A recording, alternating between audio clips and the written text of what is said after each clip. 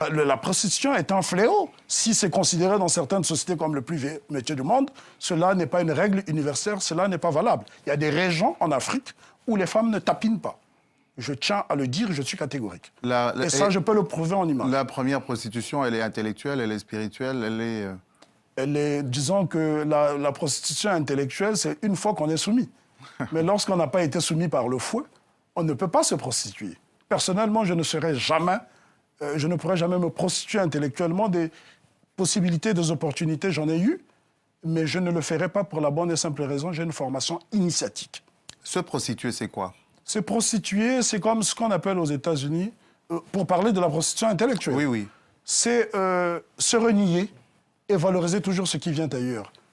Je suis souvent surpris lorsque je me retrouve dans certains colloques avec des collègues qui passent leur temps à paraphraser des auteurs grecs ou allemands qui, pour la plupart, sont négrophobes, d'ailleurs. C'est cela, la prostitution intellectuelle. On veut citer Montesquieu sans savoir ce que Montesquieu dit sur les nègres dans l'esprit de loi. On veut citer Hegel sans savoir ce que Hegel dit sur l'histoire de la philosophie. Parce qu'il a laissé des réflexions. Il faut lire ces gens-là pour comprendre. Et ça, c'est de la prostitution intellectuelle. On a beaucoup d'intellectuels africains. Lorsqu'on leur pose la question, quelles sont vos premières influences ?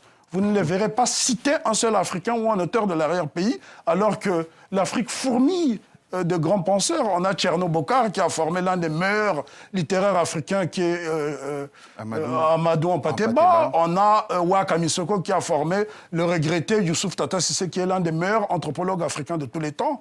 On a Rujindiri qui est un brillant historien qui a siégé à la cour de Mwami au Burundi et au Rwanda pendant 50 ans. On a Bazoumana Sissoko qui est une encyclopédie vivante qui nous a quittés en 1987 au Mali. Personne n'en parle pour la bonne et simple raison. Les Africains, pour faire beau, pour faire civilisé, sont obligés tout le temps de faire recours. Ce n'est pas mauvais de citer les autres. Il m'arrive, moi aussi, de citer Guy Descartes et d'autres penseurs qui ont été très, très brillants dans ce qu'ils ont fait. Mais seulement, les penseurs africains sont toujours mis de côté comme la femme. La véritable difficulté pour ces personnes, c'est que l'Africain est éduqué pour être hostile à sa propre culture, à sa propre personne.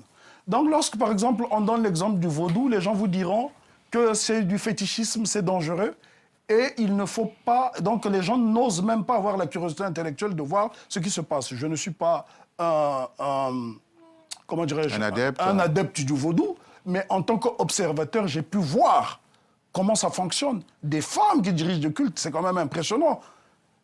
Il y a eu un débat en Angleterre qui a fait couler beaucoup d'encre. Je connais très bien la Grande-Bretagne.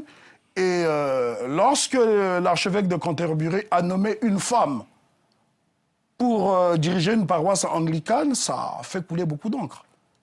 Alors que chez les Africains, ça passe comme une lettre à la poste.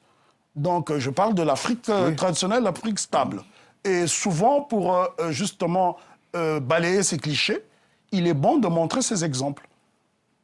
Est-ce que ça ne doit pas commencer par la famille, d'abord? Oui, la famille, mais si les parents sont aliénés, le résultat sera le même. Mais comment on fait? Comment on procède? C'est quoi? C'est l'éducation? C'est l'éducation, c'est l'éducation, parce que le malheur de l'Afrique, c'est que l'élite africaine n'est pas assez africaine.